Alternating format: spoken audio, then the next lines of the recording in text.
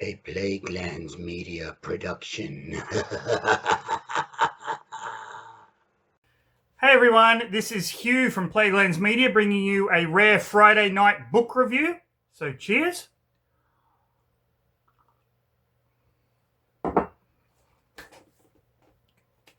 Oh, that smarts. Now today I will be reading a book that has been on my radar for a while, and I picked it up and it has been sitting on my shelf, or I should say on my desk next to my computer. And I figured, why not read it now? One of my students actually saw me reading this in one of my script writing classes and was like, "What are you reading, Professor?" And I showed him, and he said, "I'm a huge Star Wars fan and I love your YouTube channel. Can I have the book when you're done?" So I'm reviewing it now just so I can pass the book off when I am finished. That book is Star Wars, Mace Windu, The Glass Abyss. Look at that cover. Mace Windu looks pissed with his purple lightsaber and everything, and we have some nice shattered crystals on the back of the book. This is by Stephen Barnes. This is the first book of his I've actually read. Now, I basically was excited just because it's a Mace Windu novel. The only other Mace Windu novel I've read is Shatterpoint, but that is part of the Star Wars Legends series, whereas this is canon. This is considered a canon novel, and it falls directly after the Phantom Menace, but before Attack of the Clones. Now, basically, what happens is Mace Windu is sent on a mission to this planet called Metagos, and he really has no idea why or what he has to do. All he knows is that the people on Metagos need help, and the only reason he's going on this mission is because it was passed on to him by a good friend. That friend being Qui-Gon Jinn. And as we know, Qui-Gon Jinn was killed by Darth Maul at the end of the Phantom Menace. So he gets to this planet, becomes embroiled in this almost like a crime syndicate war while trying to save various populations within the planet itself. Now, when I started this book and he got to the planet of Metagos, I was bored shitless. The planet did not sound interesting, and I thought, oh my god, this is going to be one of those books that's an absolute slog for me. If you stick with it, which you all should do, I understand why people DNF books, do not finish. I get it. Our time is precious, and we want to read things that we like. Maybe I'm a little OCD, but if I even start reading the first page, I actually have to finish the book. I've read some absolute stinkers, Goldfinger, by Ian Fleming, but I stuck with this, and the end of this book was absolutely phenomenal. It was really, really cool, and I wish they had made this into a Disney Star Wars TV show instead of Acolytes. Even though I do like some of the actors that were in Acolyte, the story was lackluster at best, and I'm being very, very generous with that terminology. So with that said, would I recommend The Glass Abyss to a Star Wars fan? Yes, of course I would. The biggest problem with this book is the portrayal of Mace Windu, but it's not really his fault. There is a reason why he acts the way he acts. Would I recommend this to someone who isn't familiar with Star Wars? No, of course not. There's a lot of little in things here and there and references to the Phantom Menace and whatnot. I enjoyed it. if you're a Star Wars fan, you will enjoy it. I guarantee if you stick with it, you are going to love this book. If you have no idea what Star Wars is, please go and watch the movies and some of the TV shows, and then come back and we'll talk again later. So with that said, if you don't want this book spoiled, turn off the video right here. But if you do want a spoiler-filled review, of course, please stick around for the next episode of Read a fucking book. Read a fucking book. Read a fucking book. People. Okay, where to begin with this one?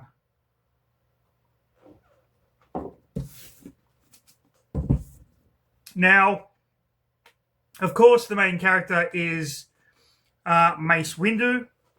There are a lot of references in this book to his actions in the Phantom Menace, primarily with Anakin Skywalker and whatnot. But Mace Windu is approached by Obi-Wan Kenobi, and Obi-Wan says, Master Qui-Gon wanted this to go to you in case he ever passed away. And it's a reference to an old mission that Qui-Gon was on where he almost died. And that mission was to the planet of Metagos, where these two crime factions, one led by Chulok, this really strange alien that is a hybrid of this one alien form that is melded with a Rhodian. I believe the Rhodian is called Chew, and the other alien is called Lok, hence Chulok. So they are one crime syndicate that has pretty much taken over Metagos. And the other one are called the Siblings, which are these insect creatures. There is the mother that gives birth to all of these insects. And then as these eggs hatch and reach maturity, they get a number. And if you can kill your brother or sister sibling, they're kind of asexual, then you get their number or you rise up. So you could be sibling 44, and then you might kill sibling 43, and then you become sibling 43. So it's this kind of weird insect hive dynamic happening there. Now, Metagos is an interesting planet when you get to know it. Initially, it's boring as shit, but Metagos is a planet that has suffered from several solar flares which cause radiation on the surface. So everyone has moved underground, and they have built this 10-level giant city where the first level is full of the poor people that they still get affected by the radiation. Then as you go down, the fourth level is this place called New Zaxxas, and it's this giant sprawling undercity, and above it is the floating kind of crystal palace where Chulok and his gangster friends live. And then as you kind of go down deeper, the seventh level has this race called the Sa'ad, and they protect these grub-like creatures called the Hylians. Now, the Hylians are important because they can excrete this webbing that is stronger than Durasteel.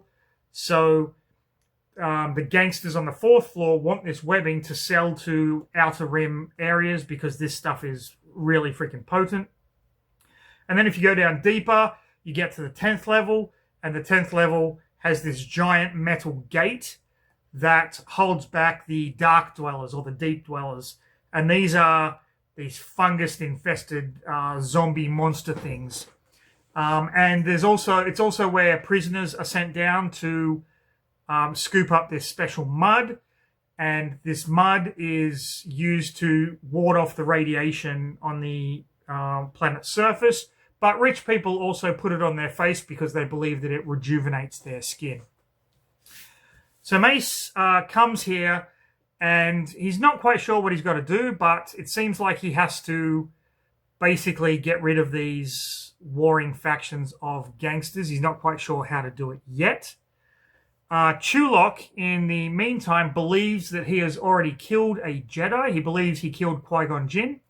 What actually happened was he grievously wounded Qui-Gon, and Qui-Gon managed to get down to the Sa'ad, especially this person called Kinchan, who she managed to heal him, but then he got called away to the events of the Phantom Menace, and he could never finish his mission.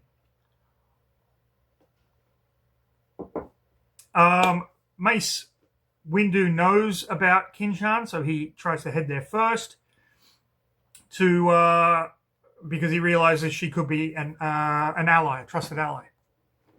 But she's hesitant, of course. He doesn't ever reveal that he's a Jedi to anyone because he knows that Chulok is after a Jedi. I believe Qui-Gon's mission was to capture this gangster called Nauflita, something like that. I believe that's what his initial mission was, and then Mace has kind of taken this up. But at the same time, he gets embroiled in all the politics of the rival clans. This gangster he's trying to hunt is in the employ of Chulok. So the first thing he does is he calls himself Solver, and he goes and petitions Chulok and becomes part of Chulok's band. The main thing that Chulok wants to do is kidnap baby Hylian eggs so that he can put them aside. And what the Sa'ad have discovered is that these Hylians, when they are happy, they produce their webbing. So the Sa'ad kind of talk to them, sing to them, dance with them, and things along those lines. Chulok's method is to cause them pain. The more pain they get, the more that they will produce, is his kind of dual thinking mindset. And the Chew and the Locke characters are so melded together that they actually speak at the same time, and they share a kind of a hive mind between themselves. So Mace enacts this kind of a heist on this train, which is kind of really cool. And Chulok believes that the heist was done by the siblings, so they start to kind of go to war. The siblings have no idea what is going on. In the meantime, Mace goes to the siblings, and he's trying to play two sides against one another. And for a time it works, and then Chulok wants to put Mace through a test. So he orders Mace to, to fly this ship to this certain area and kind of find a new route that he can kind of smuggle goods and stuff like that. Mace does this, but it's a trap. Chulok has actually sent two pilots against him, and Mace manages to destroy one of the pilots, but at this time, his connection to the Force is kind of diminished. He's been having these nightmares and things like that, so he's a little bit sluggish in the Force, and he realizes that the second pilot is just about to kill him, but just before that pilot fires, the ship explodes. And Mace is like, what the fuck? But then his ship gets hit by debris and it crashes, and then whatever. The test was to see if Mace could take out both pilots, he was definitely a Jedi. That's Chulok's way of thinking. When he sees that Mace is going to be killed by the second pilot ship blows up. Mace gets back to Chulok after kind of getting healed and stuff. In the interim, he has befriended a number of characters in this kind of underground city that's in this giant crystal, hence the Glass Abyss. Vin, who is a bartender at this bar called the Wheelhouse. Maya 12, who is a droid, who is technically an assassin, but she can switch chips out at any time to become whatever you need her to be, a spy or a companion, whatever. And her two sisters, Maya 8, and I believe it's Maya 4. So she's befriended them. Maya 12 comes and kind of helps him patch up and goes on a spying mission for him using the spy chip.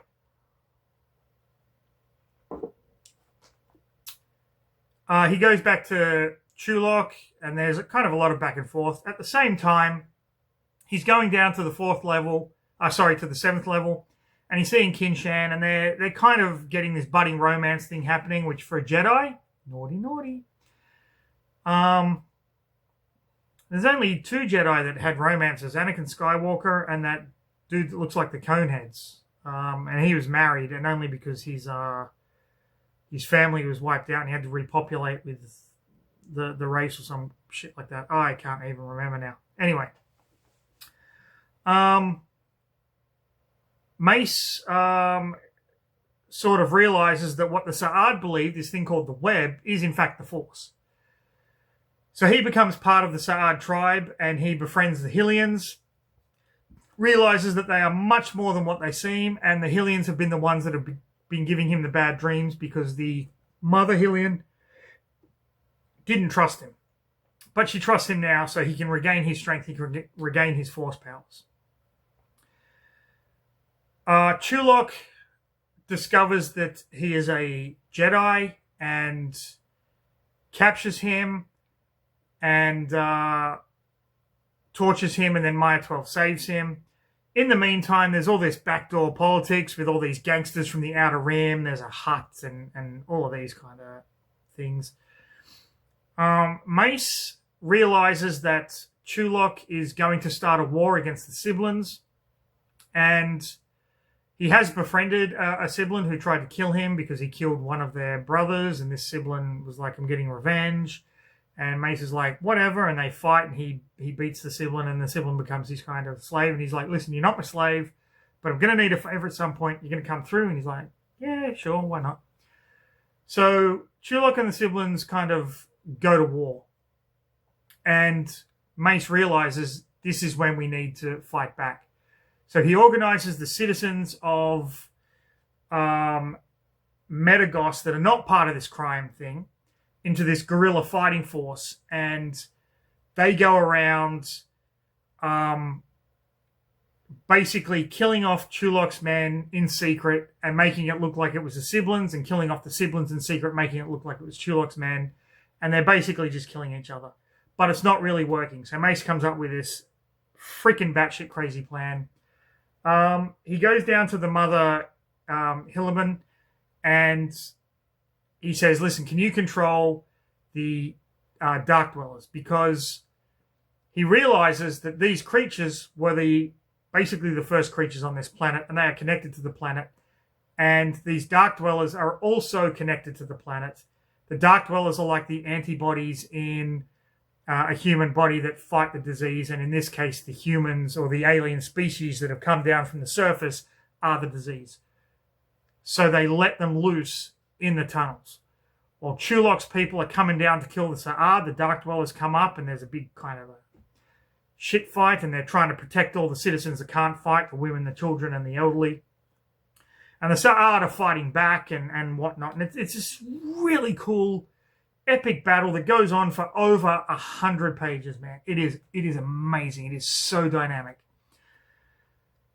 Ultimately, Maya 12, realizing that the guerrilla fighters have been cornered and that Chulok and the siblings kind of realize what has been going on, and they train all the guns from this floating crystal palace. And I say floating, it's actually suspended on the web cables of the Hillimans. She devises this plan.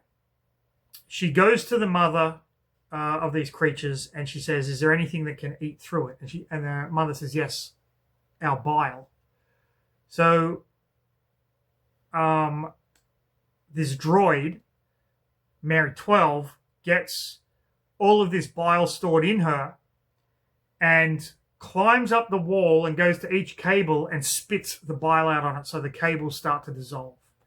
And the cables go all around and they start to dissolve. And as they start to dissolve, Chulok realizes we're fucked, and the whole palace just comes smashing down, killing everyone that's in the vicinity and everyone that was in the palace. So the good guys win. They take back their city in Metagos, all the different levels and whatnot. And there are some interesting levels. There's a tourist level where people can go and look at like crystal waterfalls and shit. It's really, really cool when you get to the nitty gritty of it. So this is the end. Mace has completed his completed his mission. He's killed the guy that Qui-Gon set out to kill or capture, but he ended up dying. And so he and Kin-Shan go to the surface and go back to his ship. But on the way, they are ambushed by various creatures that live in the radiation. And they defeat them, but then Chulok reappears. Of course. You knew there was going to be a showdown between Chulok and Mace. And Mace and Chulok fight while Kin-Shan goes into hiding in a kind of a secured hut area. And Mace is on the back foot for most of this fight, but then, of course, he's Mace Windu. He's a master of Vapad. The one Jedi fighting technique that the Sith feared the most because it flirts with the dark side of the Force. That's hence the purple lightsaber. And he ends up he kills the Rodian, and while the other creature is trying to cut the Rodian off him, Mace realizes that this creature is actually quite pitiful, and he takes mercy on him. So he uses his lightsaber and he slices the Rodian off, and he tells the other guy, just go. And the other guy's like, okay, and the other guy kind of runs off, and Mace says his farewell to Kin-Shan, gets in his ship, and flies back to Coruscant, where he meets Master Yoda, debriefs him on the mission. Yoda gives him some words of advice, and Mace is once again ready for battle, which we see in Attack of the Clones. Now, I've left out a lot. There's a lot of little nuances and intricacies, especially one that I thought was really cool, but a little bit of a coincidence where one of Chulok's generals is fighting Mace and has Mace kind of cornered. And Mace realizes that he was on this prison planet that implanted explosive devices in them. And then he realizes that his brother was flying the plane or the ship that was going to shoot him out, and the explosive device went off. And that is what blew up the ship. And then he realizes Chulok must have this guy's detonation code, and that's why he's keeping him. So he tries to parley with the guy, and he's like, listen, if you take your troops, you won't be killed. And the guy's like, I think you're bluffing. He's like, no, we know your brother had it and his ship blew up and blah, blah, blah. And then there's this explosion, and the doctor who is with him says, I think he tried to cut it out of himself, and that's what caused it to detonate. Little things like that. These little incidents that don't really impact the story, but they're just a lot of fun. So I highly recommend you read it for yourself. But that was the gist of Mace Windu, The Glass Abyss, a Star Wars novel by Stephen Barnes. I really enjoyed this one. I thought it was a lot of fun. I am looking forward to going back and reading a lot of the old Legends novels that I had in the past but didn't read. But as you can see behind me here, it might take a while and it might take a few videos. So I'm going to leave it there. I hope all you happy little Plaguelandians have a fantastic rest of your day. A fantastic weekend if you're watching this on a Friday night, like I'm recording it. Please like, subscribe, leave a comment. Of course, tell your friends. Get them to like, subscribe, leave a comment. We have a lot more videos coming up for all of you. Book reviews, graphic novel reviews. This weekend, I'm going to try and do an RPG review, and I'm definitely going to try and do a Call of Cthulhu, or an Arkham Horror, I should say, an Arkham Horror Choose Your Own Adventure that I got recently in a Kickstarter of fighting fantasy novels. But I will tell you more about that on Sunday. Until then, stay safe. Have a fantastic rest of your day, like I'm going to be having. But most important of all, read a fucking book, people.